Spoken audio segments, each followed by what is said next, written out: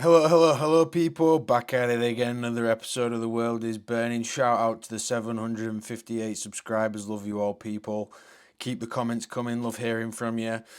If you're new here, we're just covering these economic issues and all that jazz and some of these collapses. One of the big things everyone's been talking about is this $20 minimum wage. And here's the thing, guys. It might sound good on paper, but there's all these knock-on effects no one's talking about. We're already starting to see the chaos. We're going to start with this video. Let's have a quick look. Increase for fast food workers across our area. Good afternoon, everyone. I'm Carolyn Johnson. And I'm Lolita Lopez in for Michael Brownlee. Many restaurants already responding to the wage hike, raising the prices on everything from coffee to burritos to burgers. And there we go, guys. We're not even 16 seconds in. They're already saying it to you. They're doing this in your face. You're putting the wage up. They're passing the costs on. These companies will not eat these costs. They are passing them on to everyone else. Conan Nolan joins us now from the newsroom with more on what this means. Conan. That's right. Never before has an industry faced a surge in labor costs like this one. Normally, minimum wage hikes are phased in over time. This was a 25% pay hike all at once. And while it was targeted for fast food workers, it is clear the impact will be felt in multiple sectors of the Southern California economy. For fast food workers across California, it was a good day to clock in. Every hour is just $20, so it's like giving you a $20 bill each time you work and stuff. You know, it's going to help us out a lot. The state's Yeah, but it's not though, is it? Because you're getting taxed on that, these California taxes. You're going to have to pay more for things. So if you're working at McDonald's and you want to go to McDonald's, guess what? It's going to cost you more. It just costs everyone more in the end. And a lot of these people are going to lose their jobs. We're going to get into that in a little bit later. Marked minimum wage hike for fast food workers of chains of 60 restaurants and above, rising from $16 to $20 an hour overnight. Lizette Aguilar has worked for McDonald's for 17 years. She says she's eager for that first big paycheck. But for franchise owners, the dramatic surge in labor costs, including payroll taxes and workers' compensation insurance, is a nightmare. And listen to what he just said there. For franchise owners. Most McDonald's you go to, people, most fast food restaurants you go to, they aren't owned by McDonald's. They're a franchise that someone's paying for. So it's them. They're taking the hit. It's not McDonald's themselves. It's the franchise owner, the individual person who might own 2 or 3 McDonald's. Mendelson owns 6 El Pollo Loco franchises, 4 in LA County, 2 in Ventura. My average store will go up $180,000 a year. As of today, Conan, I'm well into the red. We're losing money. As with other... There you go. It's people like that who are going to be taking the hit. And guess what? He's already losing money. That's what he's saying. They're already working on razor-thin margins. How does he make up those costs? Passes it on to us. Franchise owners across the state, Mendelson says prices will need to rise. Kiosks went up last week. I think AI in the more long term, maybe by later next year, will be in the drive-thrus. Yep. And you won't know if you're talking to a robot or a person. Elsewhere, there's confusion as to which restaurants are covered in the... All this is going to do is speed up this whole AI revolution. I mean, when you look at your costs for a company, the wages are the highest cost always. Now they're getting forced to do these higher costs. They're just going to start investing in the AI, people. Everything's going to be on a kiosk. Like you said, you're not even going to know if you're ordering with a human or if you're ordering through an AI. Law. Gabriella Campbell owns a Handel's ice cream franchise in L.A. She asked the author of the bill, Assemblyman Chris Holden of Pasadena, if her store was included in the mandatory minimum wage hike. She says he told her to talk to the group that wrote the law, the Service Employees International Union. Upon further contact with SEIU, they also decided that their scope was very limited and most likely would not be able to carve out an exemption for us, so that we would probably need to write our own bill. It may not matter. While the new labor union written law targets fast food workers, it will impact wages in all sectors of the economy in need of low-skilled help. That's according to economist Alan Ginn of the University of San Diego. Because the labor market's competitive. It's still a tight labor market. Companies are having difficulty finding employees. And so if fast food is paying $20 an hour, other restaurants are probably going to have to at least match that in order to retain their employees. And then people outside the restaurant industry will probably have to up their wages. We made multiple requests to interview Chris Holden, the assemblyman who authored the bill, but later on said he was not part of the negotiations. Our sister station in Sacramento, the state capital, KCRA TV, is reporting that during those negotiations, the Service Employees International Union required everyone who engaged in those talks to sign a non-disclosure agreement. I'm Conan Nolan, NBC4 News. And there we go, guys. There we go. You have a good idea. It sounds nice on paper. It's a nice liberal idea. Let's give everyone more money. Give everyone more money. Nothing bad can happen. There is always knock-on effects on all of this stuff. So now we look at this, guys. McDonald's menu prices have increased by over 100% during the last decade. Classic, classic, classic, classic. You start looking at some of this stuff. Egg McMuff, that's going to set you back to $7.29 now. And $5.69 for a side of hash browns, $18 for a Big Mac. It's in our faces. You know they're passing it up. They're passing it on to us. The iconic Big Mac, staple of McDonald's menus, has seen average prices raised by 50% in the last 10 years.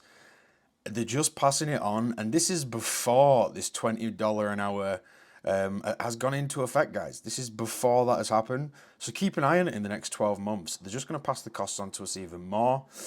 Let's get into some videos on TikTok. Let's see what the world's saying about this thing, guys. Leave me a comment. I'd like to know your thoughts and takes on this as well. Love hearing from the community. Let's get into it. Marketed as a way in which the corporations were going to pay their fair share and help the workers. But in reality, this is actually going to help the corporation and it's going to hurt the workers and the small businesses. The corporations, the large multi-unit groups, they knew this was coming, so they're automating a lot of their standard operating. I saw that. A lot of the robots are coming. Yeah, they're already in McDonald's. Robots co-packing those $60,000 kiosks, right? So they're laying workers off. So now all these workers are going to be losing their jobs. We saw Pizza Hut laid off hundreds of workers. And now you've got these small businesses who they're not required by law to pay the $20 an hour, but when more than, 40 or 45% of all the restaurants in California are part of this fast food coalition that's targeted by this bill, well, everybody has to increase their floor in terms of paying that number. So they're almost by proxy through this bill mandating everybody to pay this $20 an hour. And the small businesses, they don't have the disposable income or the capital to automate, right? So they're either going to have to increase their prices or close. And when I say it hurts workers is because it's not just the workers that are getting laid off, but when the prices in their local community goes up, well, then it hurts them as a consumer. You don't have expendable income, no. any extra income to get by. And if this was about helping the workers, well, number one, cut payroll taxes, which we know this is the highest in the country. The worst. The living wage in Bakersfield, California is $16 an hour. The living wage in San Francisco is $35 an hour. So why aren't they mandating $35 an hour in San Francisco? Marketed. Yeah, this guy hits the nail on the head, and I like this from Ronin Frog here. $28 an hour for you equals more taxation. The employer has to pay $40 an hour. Trust me, the corporations are not happy. And that's it. You're not seeing the back end, the extra payroll tax and all the other stuff they have to pay. It's not a good environment, especially in California for businesses right now. I'd be getting out there if I was in Cali. California issues a minimum wage increase. Some 500,000 workers in California are getting a big bump in pay. The minimum wage for fast food employees in the state will increase to $20 an hour, resulting in a 25% raise compared to last week. The law affects some of the biggest restaurant chains like McDonald's, Pizza Hut, KFC, Subway, and Starbucks. Even though it's a big help, people need to realize that $20 compared to the cost of living in Los Angeles, it's still not enough to feel secure, says Libet, who's worked at McDonald's for 6 years. Though this is a win for many workers and advocates, local franchisees have raised concerns about the increase in labor costs. California restaurant chain owners and franchisees say that higher labor costs will force them to raise prices, add automation, cut workers' hours, or even close shop. And that's where it's going, guys. We're already starting to see the layoffs. Pizza Hut got rid of 1,000 delivery workers and they have to go become gig workers at Uber Eats now or Grubhub or whatever they do over there. It's not going to be good, guys. I don't think this is a good move at all. I honestly think it's very short-sighted. In the next 12 months, we're going to start seeing the ripple effects 100%.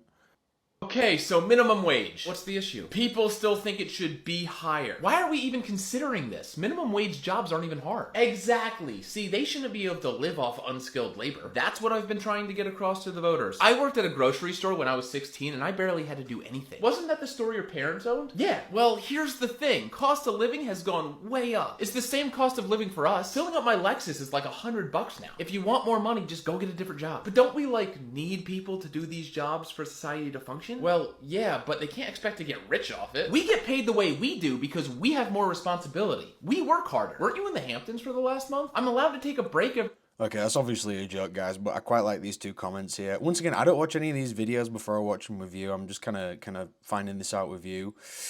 Hear me out. Don't raise the wage. Cut government spending, inflation, and raise the buying power. Cut income tax to keep more earnings. I mean, Rex 516, you've hit the nail on the head. We think alike.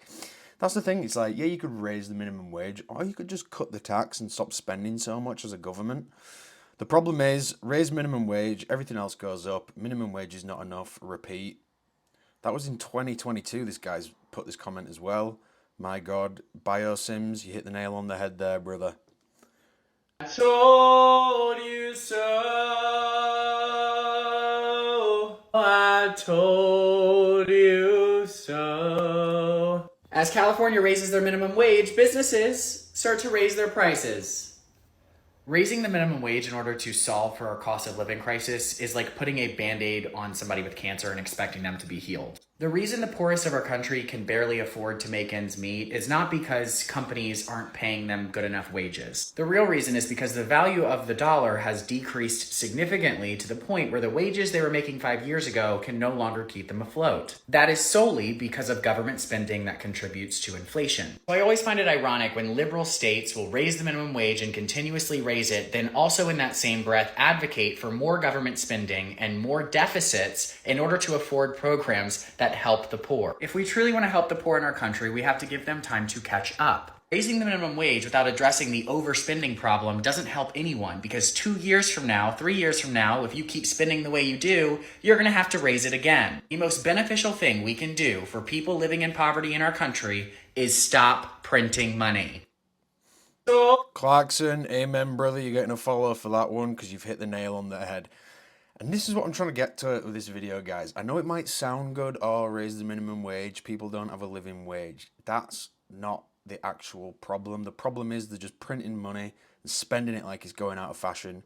And then everything else goes up. It's all inflationary. It's all inflationary. And they tax you more, and it's this crazy cycle.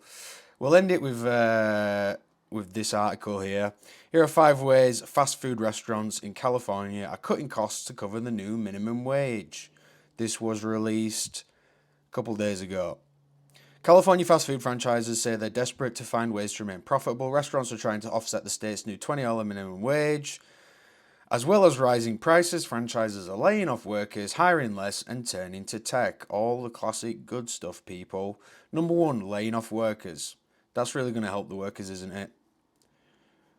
Look here, 2 Pizza Hut franchises in California said they plan to scrap in-house delivery to allow third-party services as well, resulting in around 1,200 workers being laid off.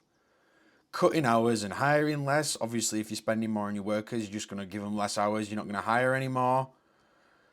Dropping staff benefits. Once again, the costs have gone up for your staff. You're just going to stop giving them these extra benefits that might have already been there. Turning to order kiosks. I mean, every time you go into a place now, there's order kiosks. This is just going to get more, and you're going to have 1 member of staff managing the kiosks instead of 10 members of staff taking the orders. And finally, spending less on operations. Beyond labour, restaurants are looking for new ways to save operating costs. They're just going to start making things cheaper. They're just going to start being cheaper at work. They're going to start, spending less on the overall operations. End of the day, guys, it's not going to be good. I think I had this one as well I wanted to just touch on. There was one thing in here that I found quite good. Let me try find it again. Perfect. The bottom line. The private sector works best when the government gets out of the way. It's a lesson liberals never seem to learn. And I think that's quite a nice one to end it on, guys. Government, get out of the way, let the businesses do what they need to do, and stop putting all this red tape and regulations in. But leave me a comment, guys. I'd love to hear your thoughts on this, your takes on this, and I'll catch you on the next one. Bye.